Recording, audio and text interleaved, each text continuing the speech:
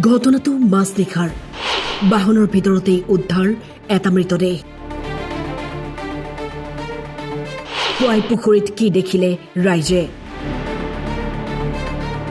মাজনিশা পুখুৰীত পৰি মৃত্যু হ'ল এজন লোকৰ। গোটেই নিশা পুখুৰীত পৰি থাকিল গাড়ীসহ চালক। গাড়ীৰ ভিতৰতেই কৰুণ মৃত্যুক সাৱটিলে। চালকগৰাকীক চিনাক্ত কৰা হয় ৰিজেণ্ট বসুমতাৰী বুলি। ৰিজেণ্ট বসুমতাৰী SBIৰ কৰ্মচাৰী আছিল বুলি জানিব পৰা গৈছে। ৰাতি কেই বজাত হৈছে? এটা অনুমানিক কোনেও নাজানে। মোটামুটি 12টাৰ পিছত ঘটনাটো হৈছে। গাড়ীখন মানে এই আমাৰ তিনালি এই চাইডৰ পৰা আহিছে, আহি পেলাই হালুৱাদল এই চাইডে যাব। কিন্তু আমাৰ ইয়াতে এইটো বিশাল এটা পুখুৰী আছে।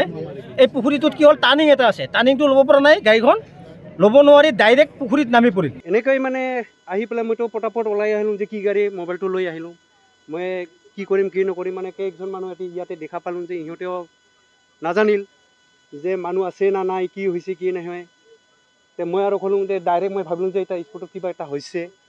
তে গাড়ীখন বোধহয় ৰানিঙত আছিল, মই চাওঁ মতে কি যেনেকৈ মানে আহিছে ৰানিঙত আছিল। আহি পেলাই হয়তো আমাৰ তাতে একটা ব্ৰেঞ্চ আছিল, ব্ৰেঞ্চখন ভাঙি পেলাই একেবাৰে খুন্দা মাৰি মানে পুখুৰীত পৰি গৈছে। মানে এইটো মানে কমচে কম তাৰ যিটো ৰাস্তাৰ পৰা কমচে কম মানে 10 মিটাৰমান ফাকত পৰি গৈছে।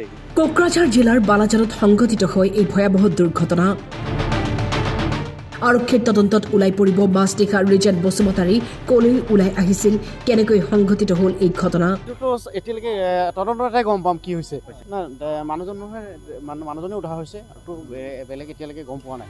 কোকৰাঝাৰৰ পৰা ধনঞ্জয় নাথৰ ৰিপৰ্ট, টাইম 8।